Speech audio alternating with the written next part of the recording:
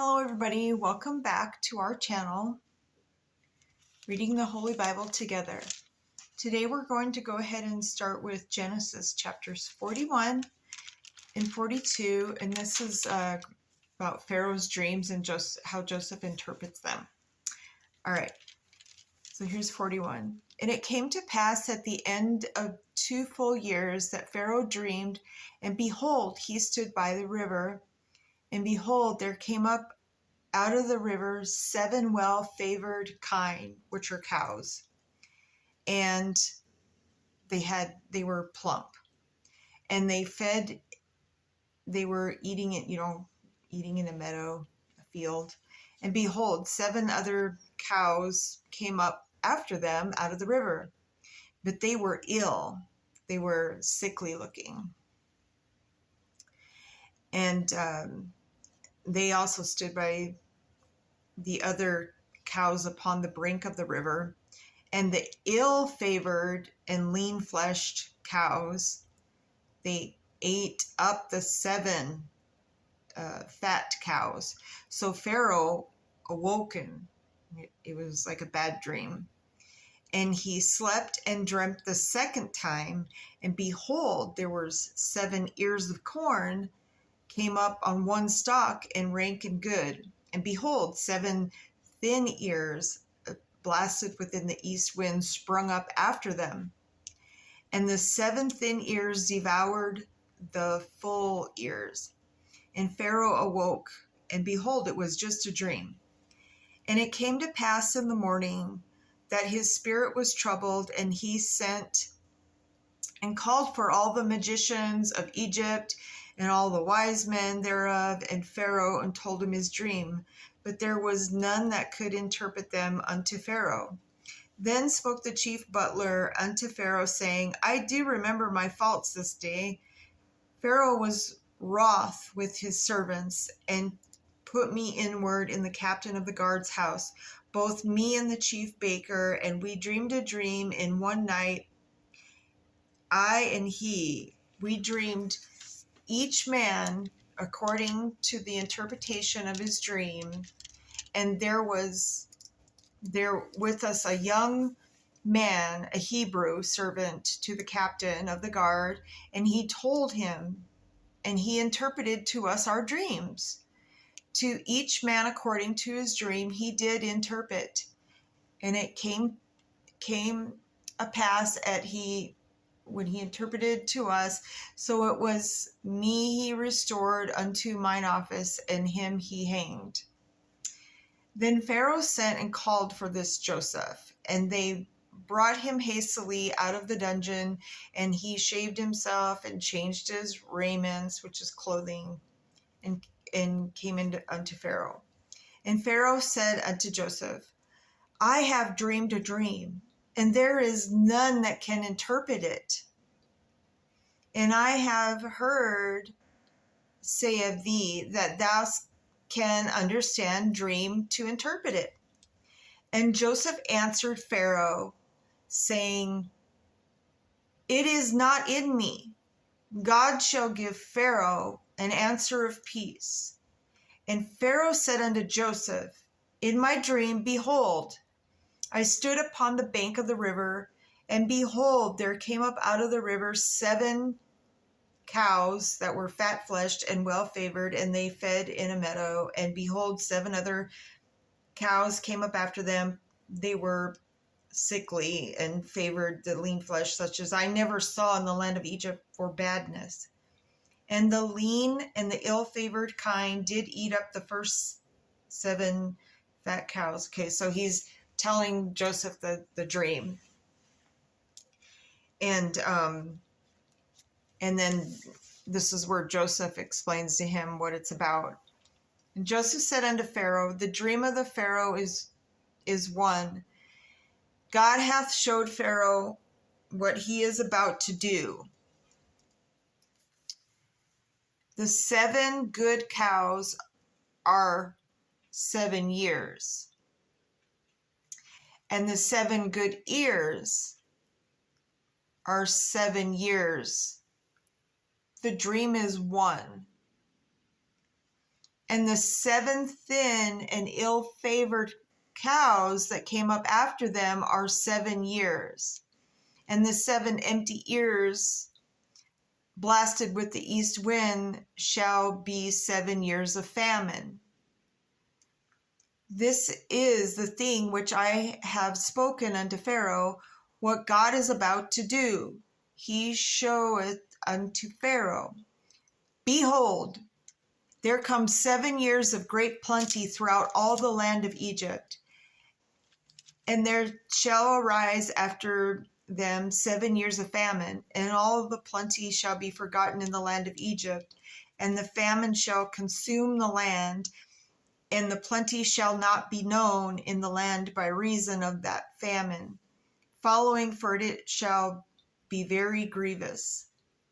And for that dream was doubled unto Pharaoh twice. It is because the thing is established by God, and God will shortly bring it to pass. Now therefore let Pharaoh look out a man discreet and wise, and sent him over to the land of Egypt. Let Pharaoh do this, and let him appoint officers over the land, and take up the 5th part of the land of Egypt in the 7 plentiful years.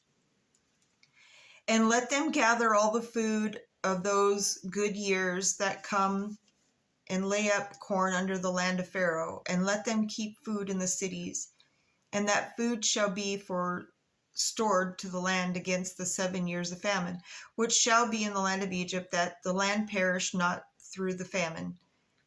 And the thing was good in the eyes of Pharaoh, and in the eyes of all of his servants. And so Joseph will continue to counsel Pharaoh. And Pharaoh said unto his servants, can we find such one as this, a man in whom the Spirit of God is?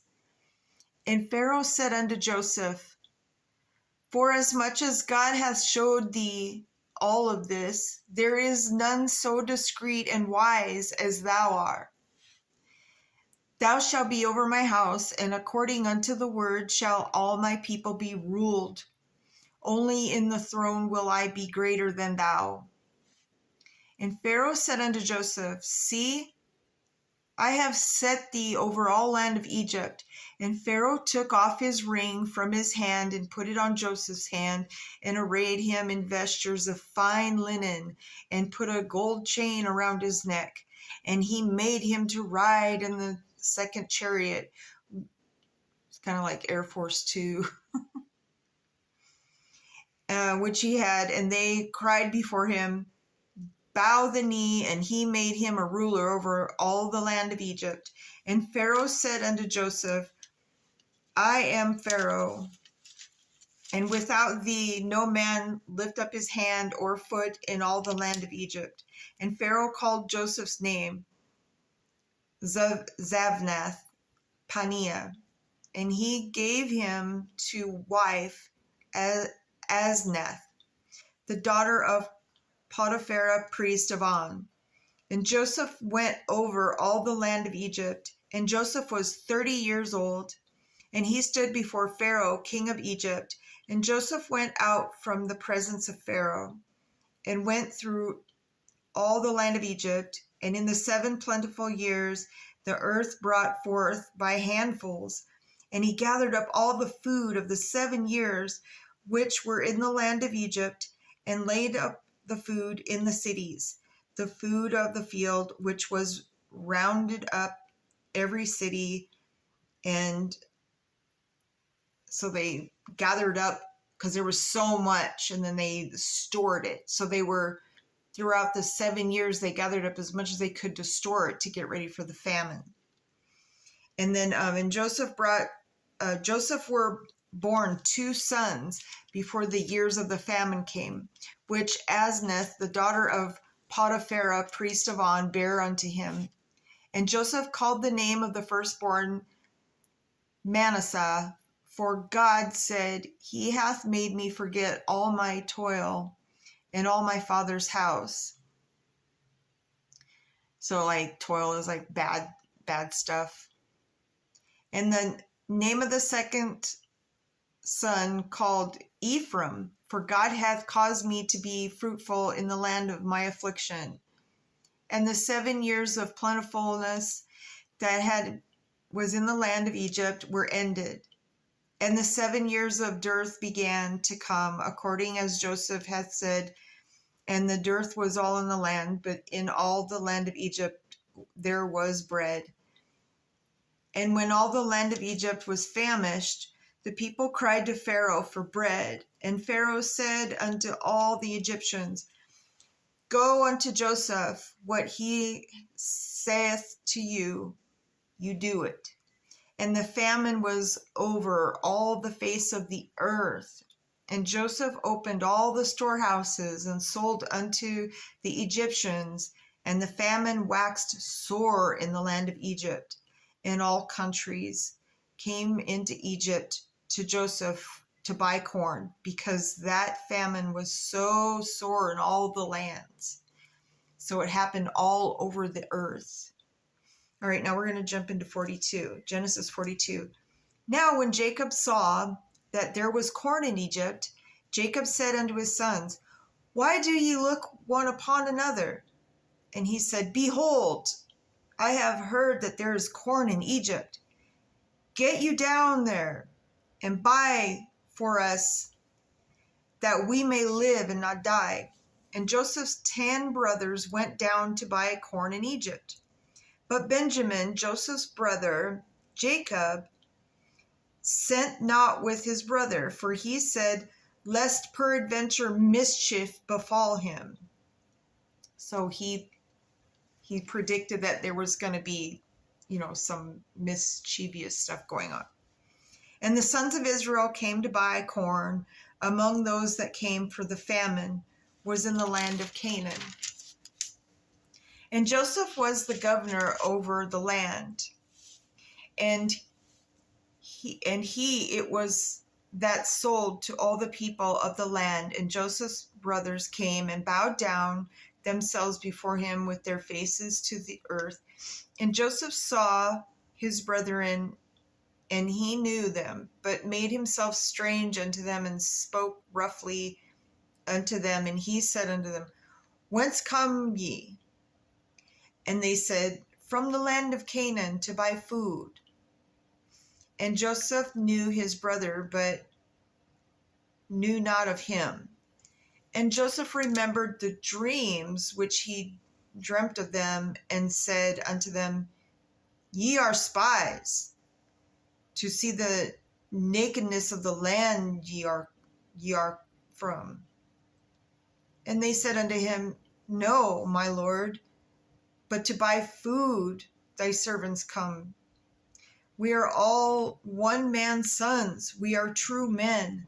Thy servants are no spies. And he said unto them, No, but to see the nakedness of the land you are to come. You came here to see the bad stuff going on, is what he's saying. And they said, Thy servants are 12 brothers, the sons of one man in the land of Canaan. And behold, the youngest is to this day with our father, and one is not. And Joseph said unto them, That is it that I spoke unto you, saying, You are spies. Hereby ye shall be proved by the life of Pharaoh. You shall go forth hence, except your youngest brother come here. And send one of you, and let him fetch your brother, and you shall be kept in prison, that your words may be proved. So he had to prove himself that he wasn't spy. And so he had to hold the little one, the youngest one, for like collateral, until they proved themselves. And he put them all together into the ward for 3 days. And Joseph said unto them the third day, You do this and live, for I fear God. And if you are true men, let one of your brothers be bound in the house of your prison. Go, you carry corn for the famine of your houses, but bring your youngest brother unto me. So shall your words be verified, and you shall not die. And they did so. And they said one to another, We are verily guilty concerning our brother. So they were worried about his young brother. And so they saw the anguish of his soul when he besought us, and we would not hear. Therefore is the distress come upon us. So like they were saying, if something happened to their little brother, they wouldn't be able to do anything because they wouldn't be able to hear. And so they wanted reassurance that he wasn't going to do anything bad to their brother. And so Reuben answered them, saying, Spake I not unto you, saying, Do not sin against the child, and we would not hear. Therefore, behold, also his blood is required. And they knew not that Joseph understood them, for he spoke unto them by an interpreter. And he turned himself about from them and wept, and returned to them again and communed with them, and took from them Simon and bound him before their eyes. Then Joseph commanded to fill their sacks with corn, and to restore every man's money into his sack, and to them give them provision for the way. And thus did he unto them. And they laded their donkeys with the corn and departed. And as one of them opened his sack to give his donkey provender in the inn, or a place to sleep, he espied his money. So basically he saw the money, for behold, it was in his sack's mouth, or the bag. And he said unto his brethren, My money is restored, and lo, it is even in my sack. And their heart failed them, and they were afraid, saying one to another, What is this that God hath done unto us? And they came unto Jacob their father, unto the land of Canaan, and told him all that befall unto them, saying, The man who is the Lord of the land spoke roughly to us, and took us for spies of the country. So he's saying he spoke very harsh, and they blamed them for being spies. They were telling their dad. And he said unto him, We are true men, we are no spies. We be 12 brothers, sons of our father, but one is not. So it's kind of like an adopted brother. And the youngest is this day with our father in the land of Canaan. And the man, the Lord of the country, said unto us, Hereby shall I know that you are true men. Leave one of your brethren here with me, and take food for the famine of your households, and be gone. And bring your youngest brother unto me. Then shall I know that you are no spies, but that you are true men. So will I deliver you, your brother, and you shall traffic in the land. And it came to pass, as they emptied their sacks, that behold, every man's bundle of money was in his sack. And when both they and their father saw the bundles of money, they were afraid. And Jacob, their father, said unto them, Me have you bereaved of my children. Joseph is not, and Simon is not, and you will take Benjamin away. All these things are against me. And Reuben spake unto his father, saying, Slay my 2 sons, if I bring him not to thee, deliver him into my hand, and I will bring him to thee again. And he said, My son shall not go down with you, for his brother is dead, and he is left alone. If mischief befall him by the way in which you go, then shall you bring down my gray hairs with sorrow to the grave. So they were saying, if anything happens to, his little brother or any of them, that he would be stricken, like as any parent would, bring you gray hairs, sorrow. All right, so next time we're going to be on Genesis 43 and 44. And I just want to wish everybody a happy new year.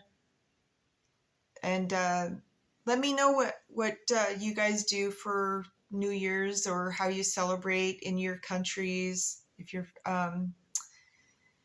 anyway, have a great day, and remember, God patiently waits for us. We seek his face, turn to him, seek his face, and he'll heal our land. Have a great day, everybody. Happy New Year. And I'll see you in 2023.